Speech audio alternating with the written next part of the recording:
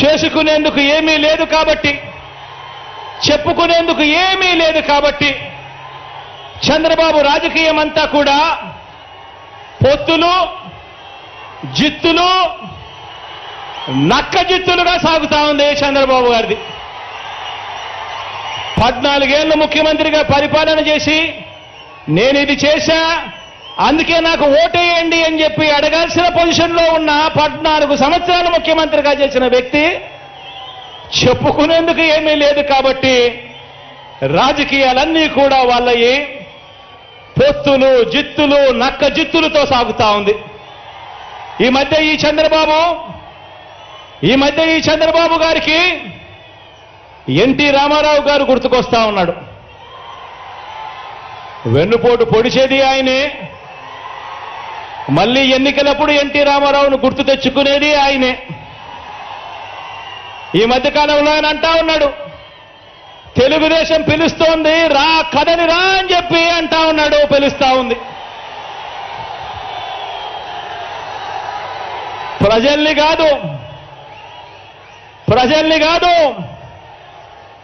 పార్టీలను పిలుస్తా ఉన్నాడు, దత్తపుత్రుడిని పిలుస్తా ఉన్నాడు. నేనిచ్చే ప్యాకేజీ కోసం రా, కదని రా అని చెప్పి దత్తపుత్రుడిని పిలుస్తా ఉన్నాడు.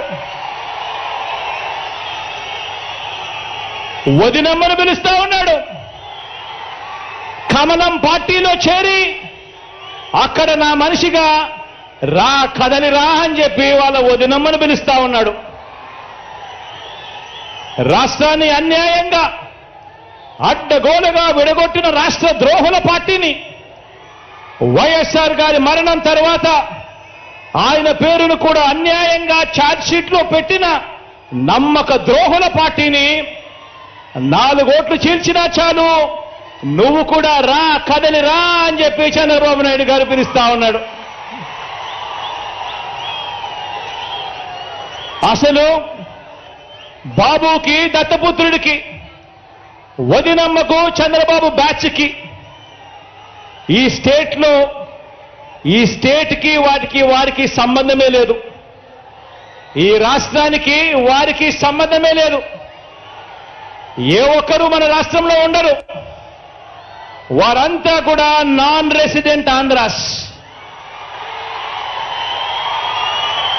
ఏ ఒక్కరూ ఇక్కడ ఉండరు. వారందరూ కూడా నాన్ రెసిడెంట్ ఆంధ్రాస్. వారికి ఏనాడైనా ఎప్పుడైనా కూడా ప్రజలు ఎప్పుడు గుర్తుకొస్తారు అని అంటే, ఆ ప్రజలతో వారికి పనిబడినప్పుడు మాత్రమే ఈ రాష్ట్రమైనా గుర్తుకొస్తుంది, ఈ రాష్ట్రంలో ఉన్న ప్రజలైనా వాళ్లకు గుర్తుకొస్తారు. కాబట్టే ఆయన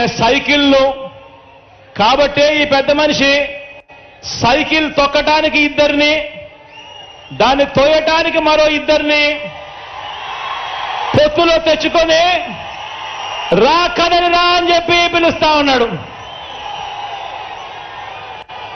ఈ పెద్ద మనిషి చంద్రబాబు నాయుడు గారికి పొత్తే లేకపోతే కనీసం 175కు 175 చోట్ల ఎన్నికల్లో పోటీ చేయించుకునేందుకు కనీసం అభ్యర్థులు కూడా ఈ పెద్ద మనిషి చంద్రబాబు నాయుడు గారికి లేరు. ఇలాంటి దిగజారుడు పార్టీలన్నీ మీ జగనన్నే టార్గెట్ గా ఆయుధాలు రెడీ చేసుకుంటా ఉన్నాయి. ఇలాంటి దిగజారుడు పార్టీలన్నీ కూడా మీ జగనన్ననే టార్గెట్ గా, పేదవాడి భవిష్యత్తునే టార్గెట్ గా, పేదవాడి సంక్షేమాన్నే టార్గెట్ గా వీరంతా కూడా వాళ్ళ ఆయుధాలన్నీ కూడా రెడీ చేసుకుంటా ఉన్నాయి. వీరితో యుద్ధానికి నేను సిద్ధం.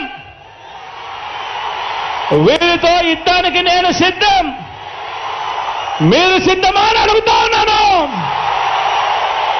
మీరు సిద్ధమా అని అడుగుతా ఉన్నాను. ఈ యుద్ధం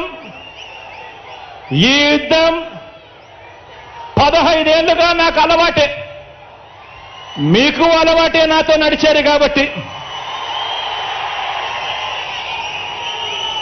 ఇది ప్రజలకిచ్చిన మాట మీద నిలబడిన, ఇది ప్రజలకిచ్చిన మాట మీద నిలబడిన ఈ ఒక్కడి మీద కలబడి 100 మంది 100 బాణాలు వేస్తున్నప్పుడు ప్రజలే రక్షణ కవచంగా ప్రజల్లో నుంచి పుట్టిన ప్రజల పార్టీ ఈ వైఎస్ఆర్